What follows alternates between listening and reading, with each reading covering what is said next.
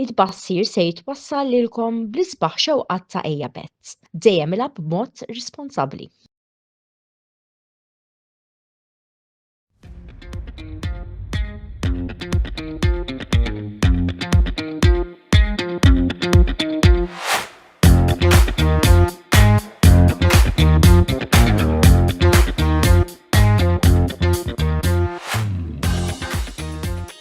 Nilqakom għal edizzjoni oħra tal-programm It-tbassir li huwa miġjub lilkom grazzi għal Ejja Bett fejn illum se nagħti ħarsa lejn żewġ logħbiet li ħajkonna fil-kampjonat Ingliż u żewġ logħbiet li se jkollna fil-kampjonat Taljan fit-tmiem il-ġimgħa li ġejja biex il-kampjonati issa jeħtlu fl-aħħar fażi tagħhom qabel ovvjament naslu għal tmiem dan l-istaġun.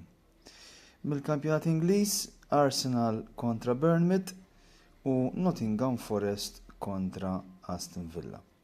Arsenal kontra Bournemouth fuq il-karta tidher logħba mhux daqstant diffiċli għal Gunners li matul il-ġimgħa kisbu rebħa importanti fil-UEFA Champions League barra minn darhom kontra Sporting Lisbon għal daqstant komplet mis-sensiela pożittiva min-naħa tal-Gunners. Naħseb li ħadd logħba li eventwalment Arsenal jimmiraw li jiksbu 3 punti minna biex ikomplu bl-isfida għar-rett tal-kampjonat meta tajjeb li nfakkar li għandhom 9 punti vantaġġ fuq Manchester City għalkemm ovvjament għandhom logħba iżjed. Għaldaqstant għal din il-logħba jiena npoġġi lil Gunners bħala favoriti li jiksbu 3 punti u jkomplu jagħmlu pass ieħor importanti lejn ir-rebb tal-Premier League. Nottingham Forest kontra Aston Villa logħba li nistenna tkun waħda mill-aktar interessanti. Logħba bejn żewġ timijiet li għandhom bżonn tal-punti għal raġunijiet differenti. Għandna l-Forest li għandhom bżonn il-punti minħabba li jridu isalvaw posthom fil-kampjonat fil-waqt li Aston Villa li jinsabu fir-raba' post ovvjament iridu il-punti biex jiksbu post fil-UEFA Champions League fl-istaġun li jmiss. Logħba li kifet nistenna tkun waħda bilanċjata, Forest ovvjament din is-sena għaddew minn ħafna turbolenza interna, bidlu bosta managers u r-riżultati huma dawk li huma fil-waqt li Aston Villa naħseb li ddiżappuntaw xi ftit speċjalment matul din is-sena l-2026 fejn tilfu bosta punti. Però ovvjament xejn mhuwa mitluf u għatfadilhom iċ-ċans li jiksbu post fl-aktar kompetizzjoni Ewropea prestiġjuża fl-istaġun li jmiss. Jien għal din il-logħba imbassar riżultat ta' draw. Mill-Ingilterra ngħaddi għall-Italja. Żewġ logħbiet li huma mill-aktar interessanti u mistennija li huma Como kontra Inter u Atalanta kontra Juventus. Como kontra Inter, il-leaders tal-kampjonat Inter li pratikament għandhom siq ġewwa fir-rett tal-kampjonat jilqgħu l-isfida tat-tim rivelazzjoni ta' dan l-istaġun, it-tim immexxi minn Cesc Fabregas li jinsab fir-raba' post. Como ovvjament iridu l-punti minn din il-logħba biex ikomplu jaspiraw li jispiċċaw mal-ewwel erba' u bekk jiksbu post fil-UEFA Champions League.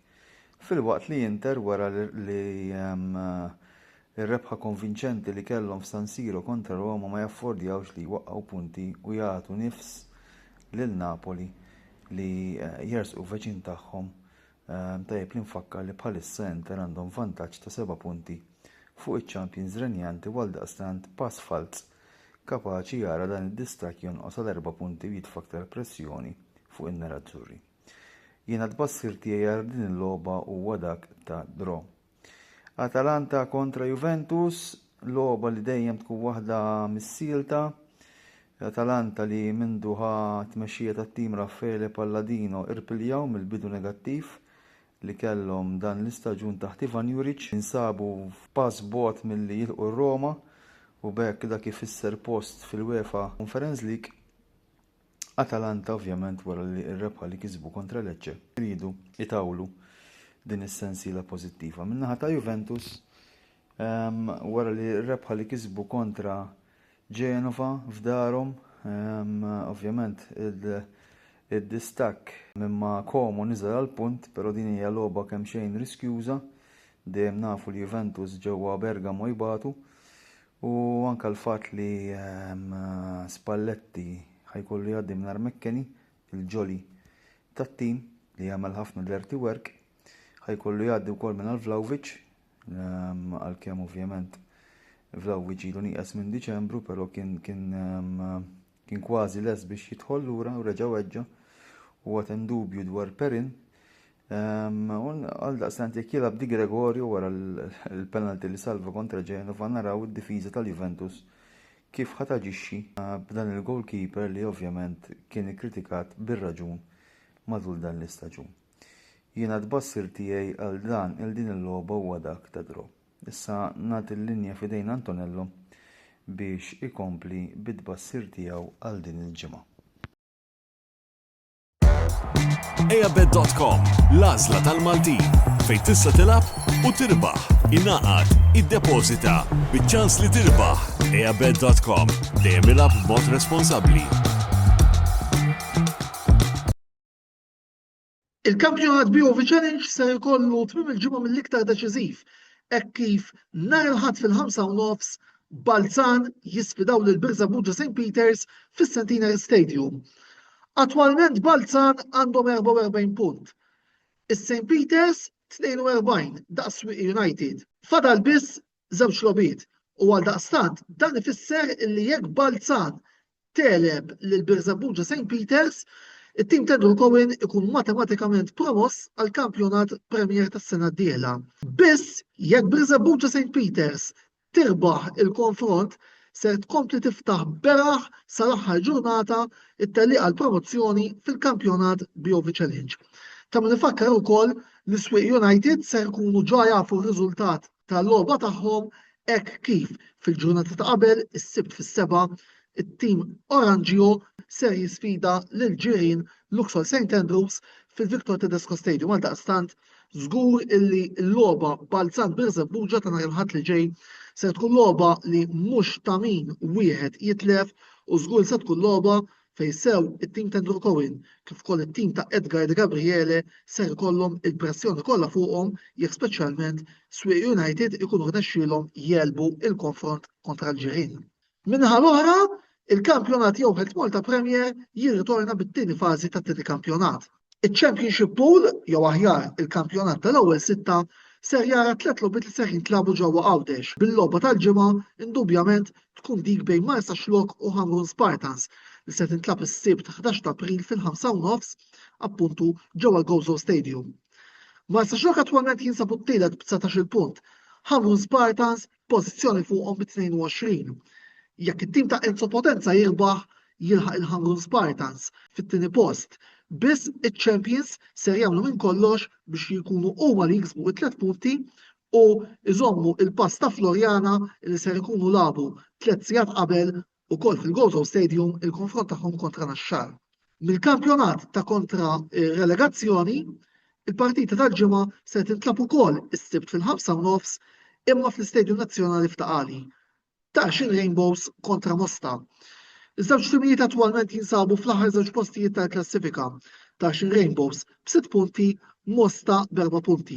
Għaldaqstant il-pressjoni se tkun żgur fuq dawn iż-żewġ timijiet biex jippruvaw jiksbu 3 punti u eventwalment jersqu qrib li jippruvaw isalvaw u jevitaw xi relegation playout bl-ħsieb. Jew fil-każ ta' Tarxin Rainbows relegazzjoni diretta fil-kampjonat BOV Challenge tal-istaġun li ġej. Jina nisa se naqaf hawnhekk. Wara riklami ikollna il-kwoti tal-sponsor tagħna Eabet għall-logħbiet li tkellem fuqhom Roberto De Brincat fl-ewwel parti tal-programm u l-previżjonijiet tiegħi għall-logħbiet kollha tal-kampjonat Jowħed Malta Premier u tal-kampjonat BOV Challenge ta' tmiem il-ġimgħa li ġej. Infakkarkom ukoll jekk tridu tittantaw xortikom ma' l-sponsor tagħna Eabet, inħeġġixkom biex tagħmlu dan, però dejjem ilagħbu b'mod responsabbli. Dan il-programm ukoll se jkun qiegħed fuq il-YouTube channel tagħna, dan sa tinsewx tidħlu hemm tagħtu subscribe ħalli ma titilfu xejn mill-kontenut kollu li noħorġu mill-bqija jien nagħmel appuntament magħkom għal nhar it-tnejn li ġej fid-disa għal programm Botta u Risposta, il-programm li joħroġ live kull nhar ta' tnejn filgħaxija fejn tidħol diskussjoni ta' futbol lokali u futbol internazzjonali u anke okkażjonalment Formula Wieħed. Ħudu ħsieb! L-aqwa esperjenza lokali fuq eabet.com. Inaqat magħna u irbaħ. Tista' tilgħab fuq għażla vasta ta' Casino Games jew fuq l-isport favorit tiegħek. eabet.com. Dejjem ilgħab b'mod responsabbli.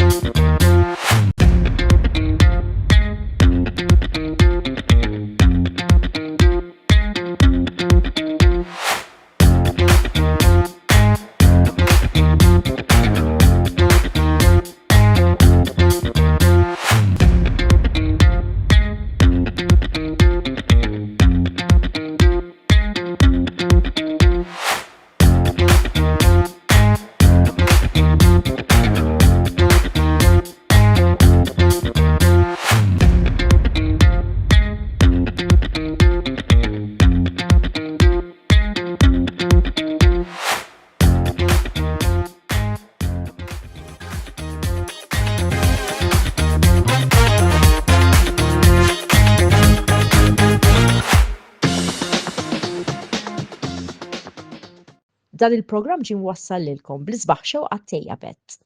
Dejjem ilgħab b'mod responsabbli.